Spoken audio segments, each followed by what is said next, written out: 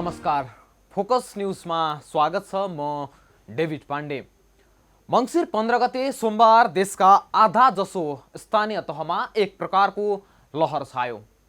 कोरोनाबाट प्रताडित जनता अस्पतालको शिलान्यासमा केन्द्रबाट नेता नै आएपछि ठुलो राहत महसुस गरे। कोरोना नियन्त्रणमा जनताप्रति बेप्रवाह सरकार एकाएक ठुला सपना र घर घरमा अस्पताल भन्दै गाउँ अनि सहर पुग्यो। स्थानीय तहमा पूर्वाधार सहितको अस्पताल निर्माणको प्रक्रिया गर्नु सरकारको राम्रो काम नै हो। तर एकपछि अर्को गर्दै कहिले कागजी त कहिले मौखिक अनि कहिले शिलान्यासबाट जनतालाई आश्वासन दिने काम सरकारले गर्दै आएको छ। यता पहिलेदेखि सञ्चालनमा रहेका अस्पतालको भने बेवास्ता अहिले पनि देखियो, जुन पहिलेदेखि नै भएको थियो। आजको फोकस न्यूज यही विषयमा केन्द्रित हुनेछ।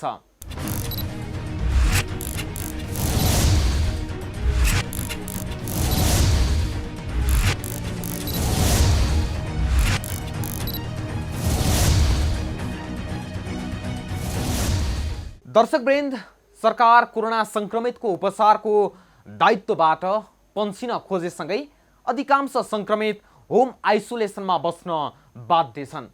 उपचारका लागि अस्पताल जानै पर्ने बाध्यतामा रहेकाहरूले समेत अधिकांश अस्पतालमा शय्या अभावको सामना गरिरहनु परेको छ। सरकारले हरेक नागरिकलाई कोरोना संक्रमणको उपचारको सहज सेवा दिन सक्ने प्रत्याभूति गराउन नै सकेको छैन। कोरोना भाइरसको महामारी र यसले उत्पन्न समस्या मात्रै होइन, अरू बेला पनि सामान्य बिरामीले उपचार नपाएर ज्यान गुमाउनु पर्ने बाध्यता अझै यथावत छ। सबैका लागि सहज र सर्वसुलभ स्वास्थ्य उपचार सेवाको प्रत्याभूति गराउन नसकेको सरकारले पछिल्लो समयमा भने प्रशंसनीय कामको थालनी गरेको छ। सोमबार मात्रै देशभरका 309 वटा स्थानीय तहमा 5 देखि 15 शय्याका आधारभूत अस्पतालको एकैसाथ शिलान्यास गरिएको छ। 2 वर्षभित्र विशेषज्ञ सेवा सहितका आधारभूत अस्पताल सञ्चालन गर्ने लक्ष्य सहितको यो थालनीले स्वास्थ्य उपचारको लागि टाढा टाढा धाउनु पर्ने बाध्यता हट्छ कि भन्ने आश आम नागरिकमा पलाएको छ। उता पहिलेदेखि नै सञ्चालनमा रहेका अस्पताल आफै बिरामी हुँदा भने सरकार बेखबर बनेर नयाँ अस्पताल शिलान्यास गर्न पुगेको छ। जुन तामझाम अहिले शिलान्यासमा भयो, त्यो तामझाम त्यहाँ हुने सेवामा रहन्छ कि रहँदैन भन्ने प्रश्न अन्य अस्पतालको अवस्थाले उत्पन्न गराएको छ। हेरौँ यो रिपोर्ट।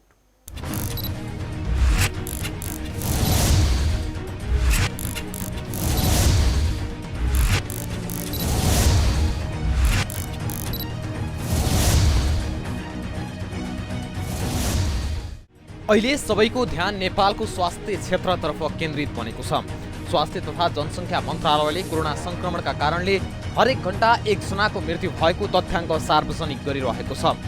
सरकार कोरोना संक्रमितको उपचारको दायित्वबाट पन्सिन खोजेसँगै अधिकांश संक्रमित होम आइसोलेसनमा बस्न बाध्य छन्। उपचारका लागि अस्पताल जानै पर्ने बाध्यतामा रहेकाहरूले समेत अधिकांश अस्पतालमा शय्या अभावको सामना गरिरहनु परेको छ।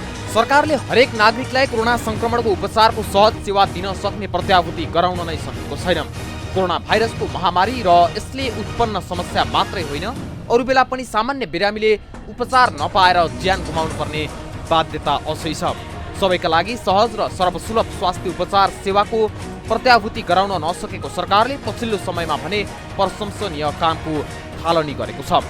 सोमबार मात्रै देशभरका 309 वटा स्थानीय तहमा 5 देखि 15 शय्याका आधारभूत अस्पतालको एकैसाथ शिलान्यास गरिएको छ। 2 वर्षभित्र विशेषज्ञ सेवा सहितका आधारभूत अस्पताल सञ्चालन गर्ने लक्ष्य सहितको यो थालनीले स्वास्थ्य उपचारको लागि टाढा टाढा धाउनु पर्ने बाध्यता हट्छ कि भन्ने आश आम नागरिकमा पलाएको छ।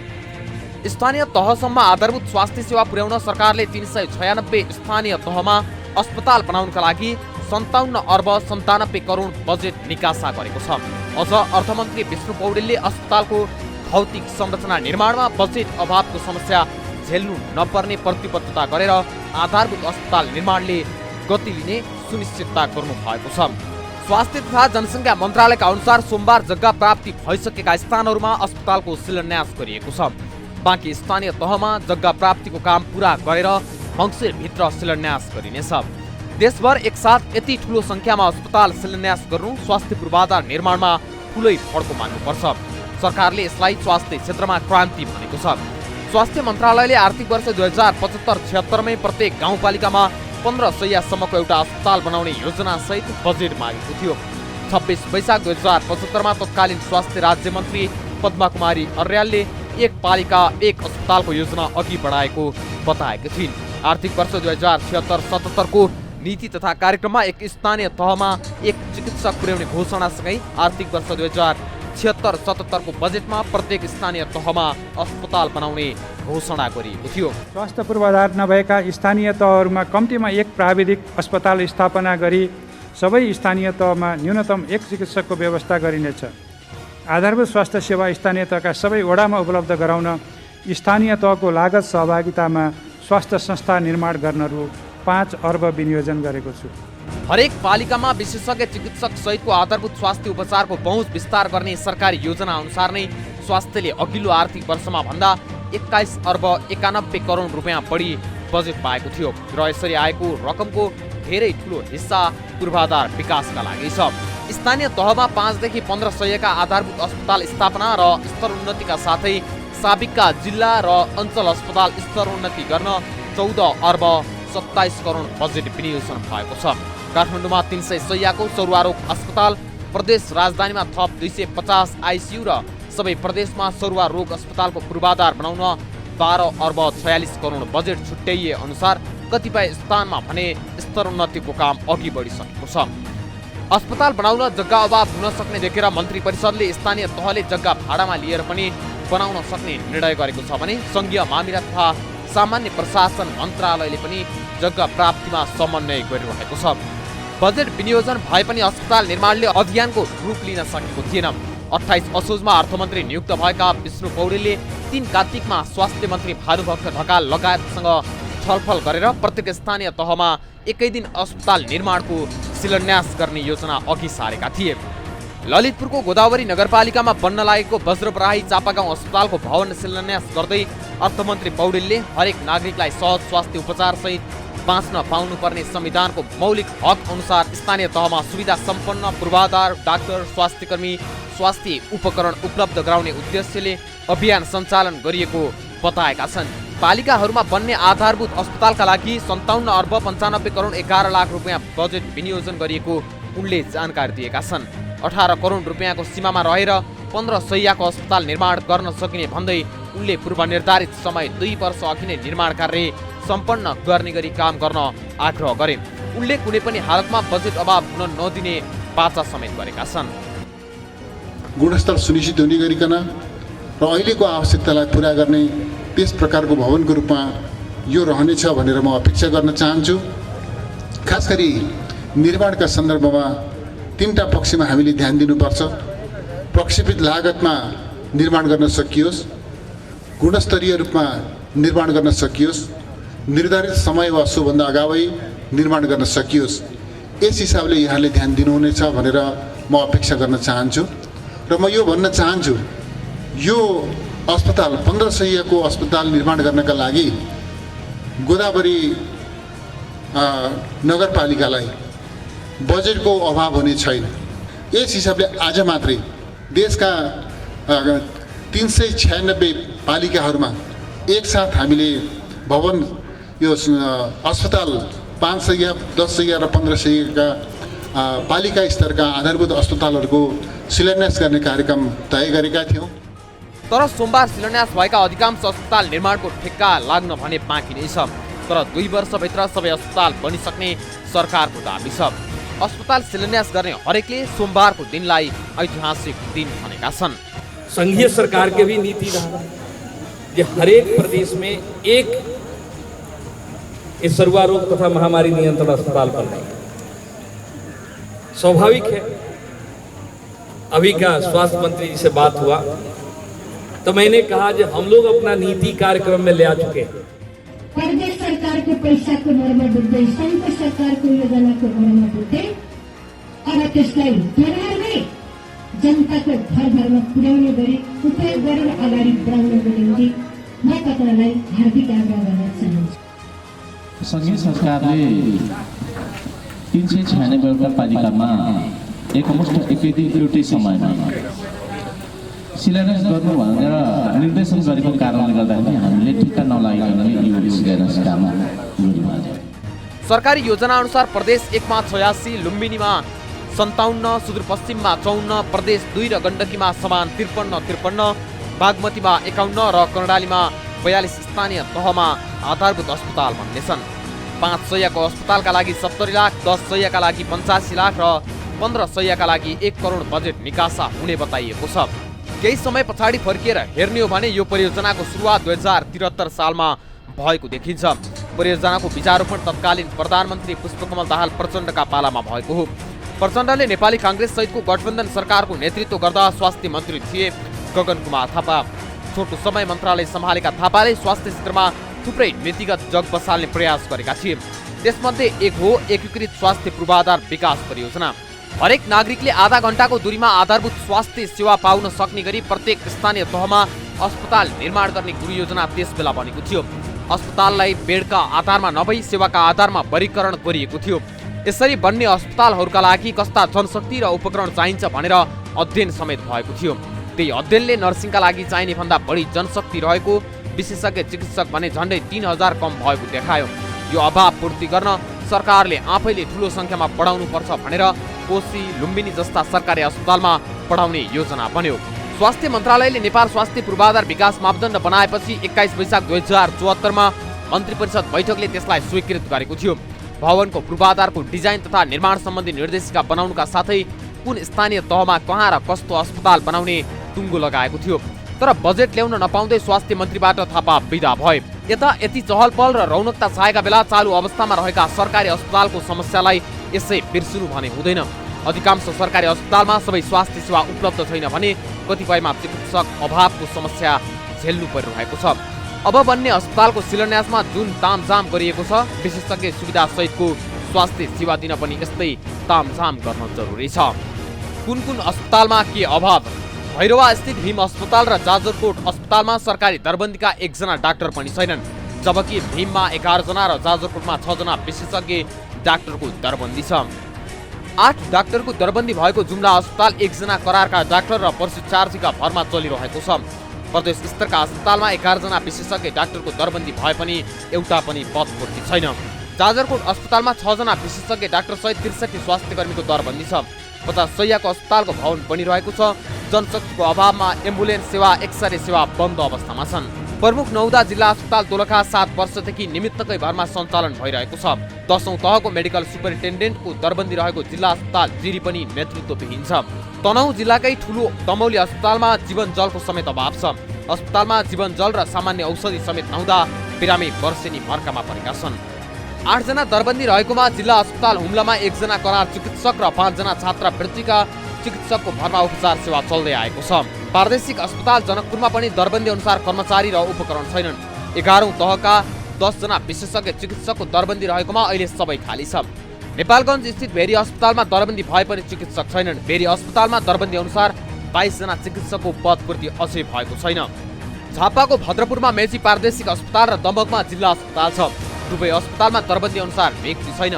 बरु करारमा डाक्टर राखेर अस्पतालले सेवा दिइरहेका छन्। सिराहा सदरमुकाममा रहेको 50 शय्याको जिल्ला अस्पतालमा जनशक्ति, उपकरण र औषधिको समेत अभाव छ। कतिसम्म भने 15 जनाको दरबन्दी रहे पनि 2 जना चिकित्सक मात्रै कार्यरत छन्। जिल्ला अस्पतालमा जीवनजल पाउन पनि मुस्किल छ।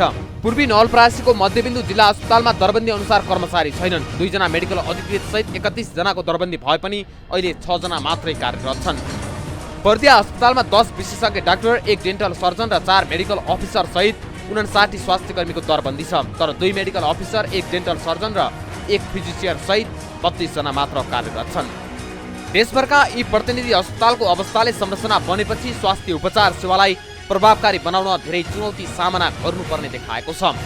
एकैसाथ 100 अस्पतालको शिलान्यास गरेर गाउँ-गाउँमा विशेषज्ञ सहितको सर्वसुलभ उपचार सेवा विस्तार गर्न लागेको सरकार पूर्वाधार निर्माणसँगै यी यावत समस्याको समाधानका लागि समेत गम्भीर बन्नुपर्ने देखिन्छ।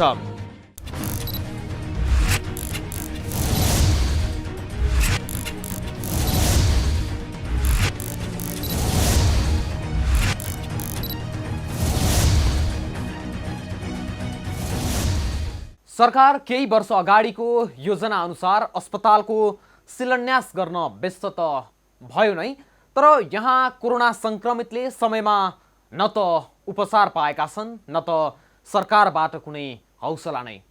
सस्तो लोकप्रियताको लागि मरिहत्ते गर्ने सरकारले अहिले पनि आफ्नो असली रूप देखाएको छ।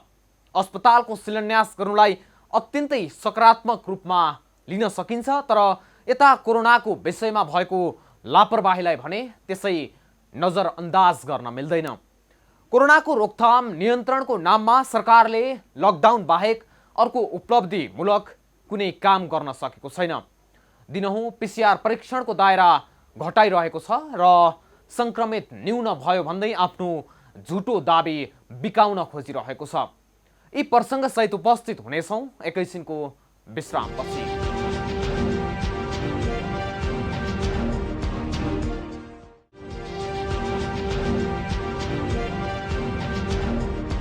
विश्रामपछि स्वागत छ फोकस न्यूजमा।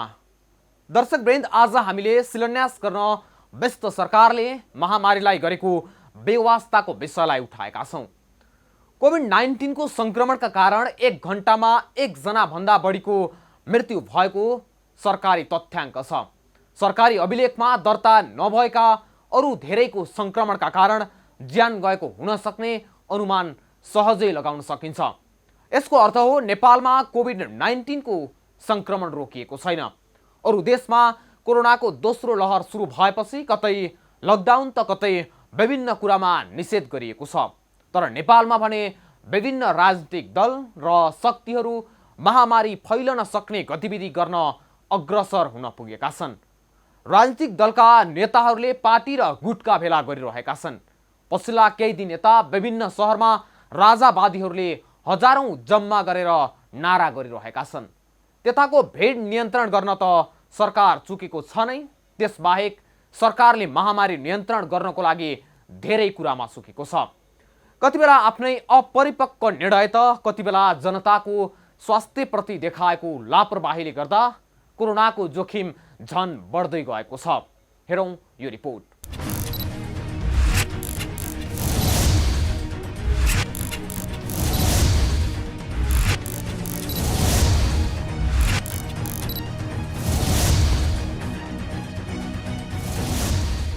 सरकार केही वर्ष अगाडिको योजना अनुसार देशैभरि अस्पतालको शिलान्यास गरेपछि प्रशंसा पाएको छ, तर यहाँ कोरोना संक्रमितले समयमा न त उपचार पाएका छन् न त सरकारबाट कुनै हौसला नै। सस्तो लोकप्रियताको लागि मरिहत्ते गर्ने सरकारले अहिले पनि आफ्नो रूप देखाएको छ। अस्पतालको शिलान्यास गर्नुलाई अत्यन्तै सकारात्मक रूपमा लिन सकिन्छ, तर यता कोरोनाको विषयमा भएको लापरवाहीलाई भने त्यसै नजरअन्दाज गर्न मिल्दैन। कोरोनाको रोकथाम र नियन्त्रणको नाममा सरकारले लकडाउन बाहेक अर्को उपलब्धिमूलक कुनै काम गर्न सकेको छैन। दिनहुँ PCR परीक्षणको दायरा घटाइरहेको छ र संक्रमित न्यून भयो भन्दै आफ्नो झुटो दाबी बिकाउन खोजिरहेको छ। तर जनस्वास्थ्यविदहरूले भने सरकार अझै पनि आफ्नो जिम्मेवारी पूरा गर्न निरन्तर चुकिरहेको बताउँछन्। उनीहरूका अनुसार कोरोना नियन्त्रण गर्न सरकार धेरै कुरामा चुकेको छ। सरकारले सुरुमा कन्ट्र्याक्ट ट्रेसिङलाई प्रभावकारी बनाए पनि अहिले भने कन्ट्र्याक्ट ट्रेसिङ गर्नै छाडेको अवस्था छ।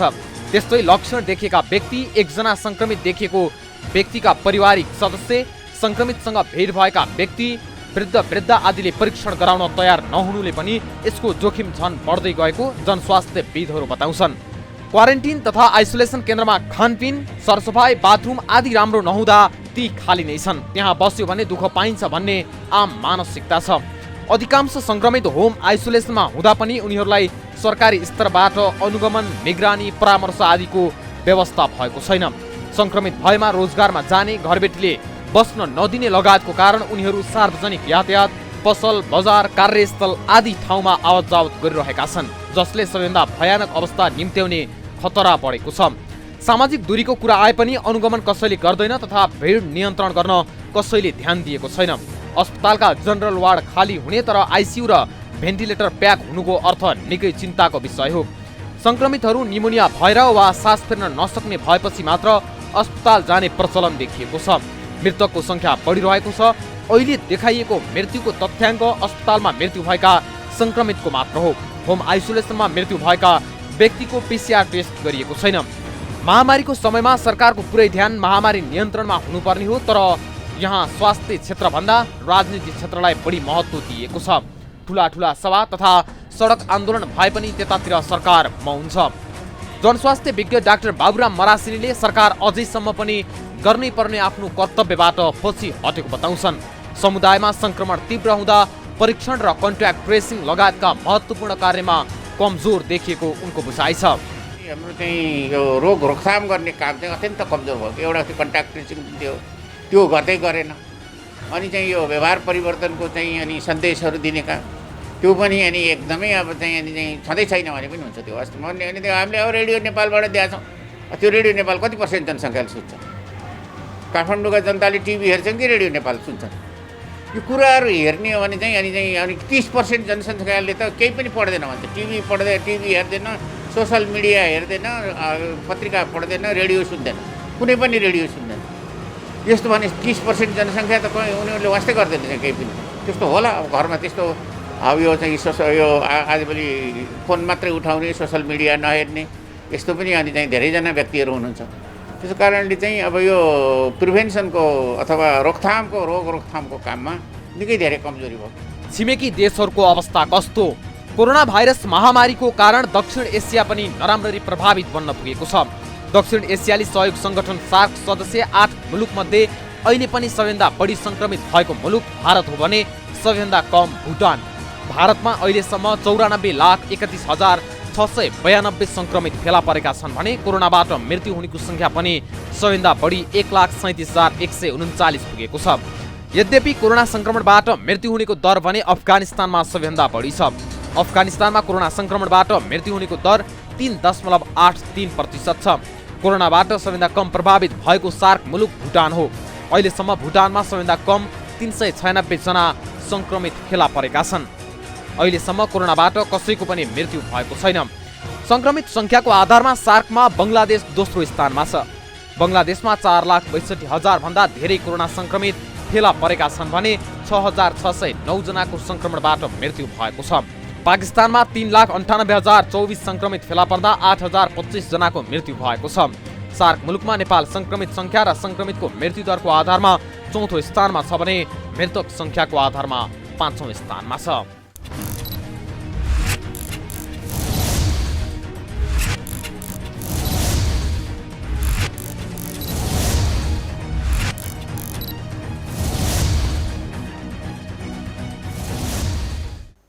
केही दिन यताको तथ्याङ्कलाई हेर्दा परीक्षणको सङ्ख्या घटेपछि बल्ल सङ्क्रमितको सङ्ख्या घटेको देखिन्छ।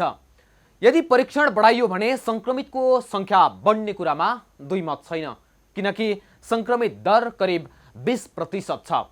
यो त कोरोनाको कुरा भयो। त्यसबाहेक 100औं ठाउँमा अस्पताल शिलान्यास गरेको यो सरकारले निर्माण भइसकेका अस्पतालको स्तरोन्नति गर्न र त्यहाँ उपलब्ध हुने सेवा सुविधा बढाउन भने खासै चासो दिएको छैन, जसले गर्दा 2 वर्षभित्र निर्माण सकिने यो परियोजना कतै अस्पताल कम चुनावी एजेन्डा धेरै बढ्ने हो कि भन्ने आशंका उत्पन्न गराएको छ। त्यसैले सरकारले यो समयमा शिलान्याससँगै अन्य अस्पतालको पनि उपचार गर्नुपर्छ। यता कोरोनाको बेला महामारीको जोखिम बढ्न नदिन सरकार र नागरिकहरू समेत सजग हुन जरुरी छ। नेपाली जनताको स्वास्थ्य रक्षा गर्ने दायित्वबाट सरकार कहिले विमुख नहोस्। हवस् त आजको लागि फोकस न्यूज यति नै। अर्को नयाँ श्रृङ्खलामा नयाँ विषयवस्तुका साथ उपस्थित हुनेछौँ। तबसम्मका लागि म सहित सम्पूर्ण टिमलाई बिदा दिनुहोस्। नमस्कार।